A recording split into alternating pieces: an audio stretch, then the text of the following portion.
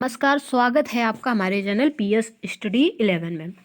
आज हम बात करेंगे 69,000 शिक्षक भर्ती के बारे में। ठीक है, विस्तृत अधिसूचना के बारे में।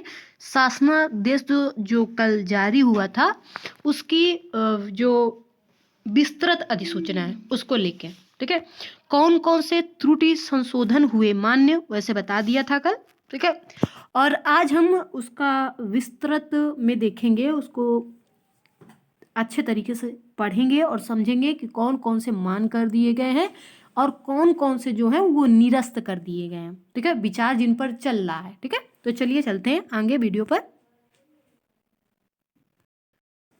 तो देखिए, 69,000 शिक्षक भर्ती में शासन स्तर पर गठित कमेटी ने आवेदन पत्रों में हुई गलतियों पर निर्णय ले लिया है। गलती पर मौका देने का फैसला करेगा न्याय विभाग। ठीक है, ये भी हुए निर्णय। ठीक है, तो चलिए देखिए वो कौन कौन से निर्णय हैं जो हुए हैं यहाँ पे।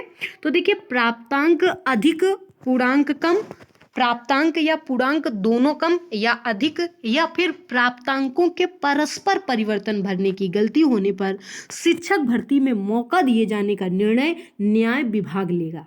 ठीक है, इस संबंध में महानिदेशक स्कूल शिक्षा विजय किरण आनंद ने आदेश जारी कर दिया है।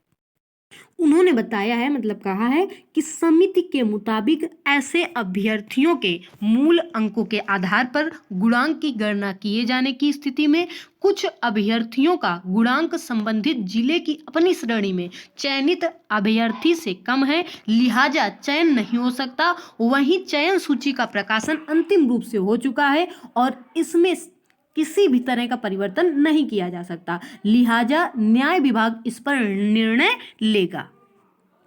शिक्षा मित्रों के संबंध में क्या निर्णय लिया गया है? शिक्षा मित्र रहते हुए संस्थागत परीक्षार्थी के रूप में स्नातक परीक्षा पास की गई तो उक्त अवधि का भारांक उन्हें नहीं दिया जाएगा। यदि भारांक कम करने के बाद भी वे मेरिट में आते हैं तो नियुक्त पत्र जो है वो जारी कर दिया जा सकता है।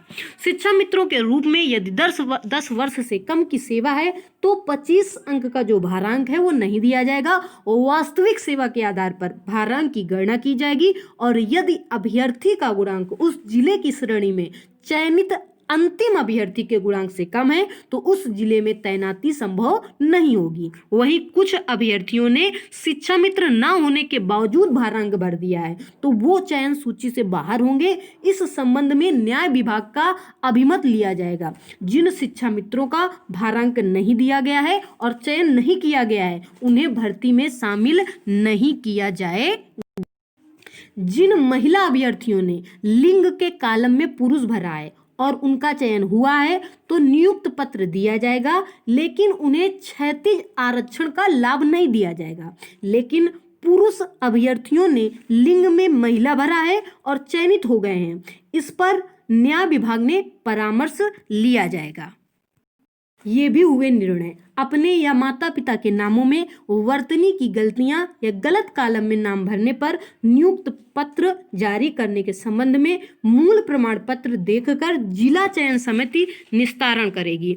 जिनके आवेदन पत्र में प्राप्तांक स्पष्ट नहीं या अभ्यर्थियों ने CGPA के आधार पर प्राप्तांकों की स्वयं गणना कर ली गई है जो स्पष्ट नहीं है, या फिर ऐसे संस्थान से परीक्षा उत्तीर्ण की गई है जिनकी मान्यता की स्थिति स्पष्ट नहीं है, ऐसे प्रकरणों में संबंधित परीक्षा संस्था से सत्यापन किया जाएगा। वास्तविक प्राप्तांकों के आधार पर जिला जो चयन समिति है वो निर्णय लेगी। ठीक है, आगे बात करते हैं।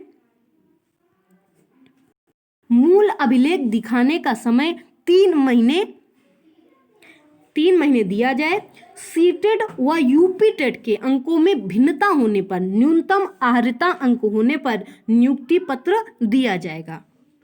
आगे चयन होगा निरस्त। किसका किसका चयन निरस्त होगा उसके बारे में भी दिया गया है फैसला। तो देखिए, 20 दिसंबर 2020 के बाद स्नातक BTC, सीटेट या यूपीटेट परीक्षा पास करने वाले या यूपीटेट की वैधता खत्म हो गई है तो उनका चयन जो है वो यहाँ पर निरस्त कर दिया जाएगा। यदि किसी ने जाति में SC की जगह ST या विशेष आरक्षण भर दिया है तो चयन हो गया है, तो उसका भी चयन जो होगा वो निरस्त कर दिया जाएगा। अन्य जिलों के सहायक अध्यापकों के पद पर काम कर रहे शिक्षकों को फिलहाल नियुक्ति पत्र जारी नहीं होगा। उच्च न्यायालय के अंतिम रूप से पारित होने वाले आदेशों के क्रम में कार्यवाही की जाएगी। ठीक है, तो ये थी जो खबर, जो विस्तृत जानकारी थी उसके बारे में। ठीक है, तो इसमें अभी न्याय विभाग का फैसला होना है, उच्च न्यायालय का फैसला होना है। उसके जैसा उच्च न्यायालय जो है इस संबंध में जैसे ही वो पूरी अपनी जो है अपनी जो सहमत दे देगा, तो वैसे ही सभी का जो नियुक्ति पत्र है वो दे दिया जाएगा। बस आपको दो चीज़ें बताई गई, किनका जो है वो निरस्त कर दिया जाएगा। ठीक है, तो अब आप लोगों का जल्द ही जो है वो ये समस्या जो है वो शासनादेश जारी हो चुका है और जल्द ही उच्च न्यायालय से अच्छा ही परिणाम निकल कर आएगा। आप लोगों का जल्दी से त्रुटि जो संशोधन है वो पूर्ण हो जाएगा। ठीक है, मतलब कर दिया जाएगा। उसके लिए आपको शपथ पत्र देना होगा। ठीक है, तो चलिए आज की जो हमारी वीडियो होती है वो यहीं पे होती है एंड। नमस्कार।